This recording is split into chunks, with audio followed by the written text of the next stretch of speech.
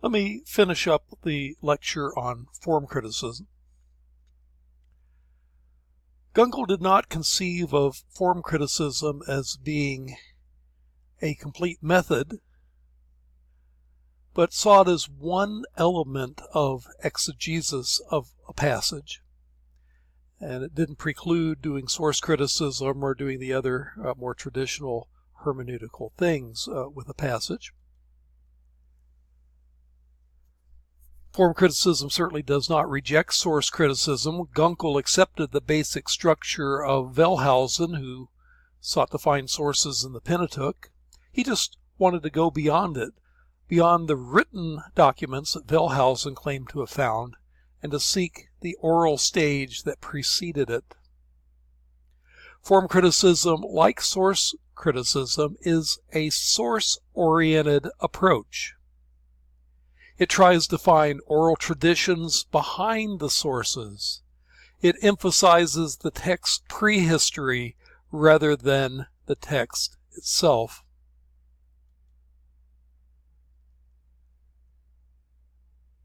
Form critics assume that most biblical writings had an oral stage of development. Source critics did not necessarily assume that. As far as strengths and weaknesses, one of the great strengths of form criticism is it has focused the attention of scholars on the different genres of writing that are found in the Bible. And it raises useful questions about the sociological settings of genres. This is particularly helpful in works like Psalms. Now, what are some of the weaknesses of form criticism? The assumption of a long oral stage of development may well be wrong. Prophets may have written their sermons very early after speaking. Historical books may not be, in terms of genre, folklore, as Gunkel concluded, but may be historical rather than folklore.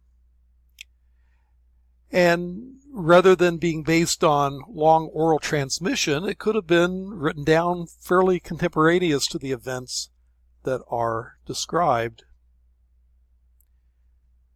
Indeed, some accounts may be based on divine revelation. Form critics also tend to be atomistic. That is, they get down to the small details of pericopes within a larger passage and tend to get lost there. Concentrating on smallest literary units can mean missing the artistic nature of the whole. In other words, the fourth step, having to do with intention, purpose, and function, is in practice often omitted by the form critics. Moreover, form critics have wrongly assumed that Sitzenleben is inherent in form. For example, if I were to say that Note caught the pass that Alt threw, if I were a form critic, I would conclude that, pass is a term used in American football, a sports term, and this looks like some form of sports reporting. In fact, however, it's a metaphorical statement about two biblical scholars. Martin Noth was a German Old Testament scholar who continued some of the ideas that Albrecht Alt had originally come up with and furthered them.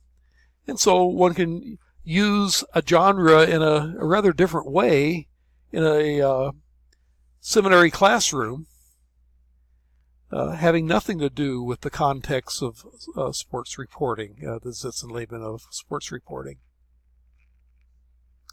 In other words, forms can be used creatively.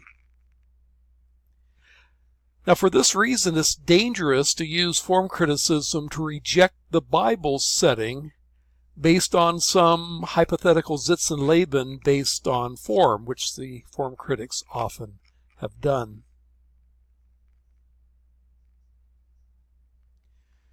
And as the form critics themselves admit, form analysis is incomplete. It yields at best a sociological setting. A historical setting might be more important. Moreover, form critics can wrongly analyze the pericope's genre. So many form critics would look at Genesis 1 and Genesis 2 and call them creation myths. They will look at books like the book of Daniel and categorize it as apocalyptic and take that to be an entirely separate category from prophecy. Whereas I would argue that apocalyptic is a subcategory of prophecy. The Sitzenleben established by form critics is often overly speculative. So, for example, they look at some laws in Exodus 21 through 23, laws that are labeled the Book of the Covenant, and they say, well, the situation in life for those laws would be in Canaanite culture, Canaanite laws. But is the Book of the Covenant really a Canaanite law tradition? And they wrongly assume that form is more important than content. Whatever the form, it's what the message is that's being conveyed that's the most important thing. Form might guide us towards that, but if we get bogged down on concentrating on form, we might miss the content.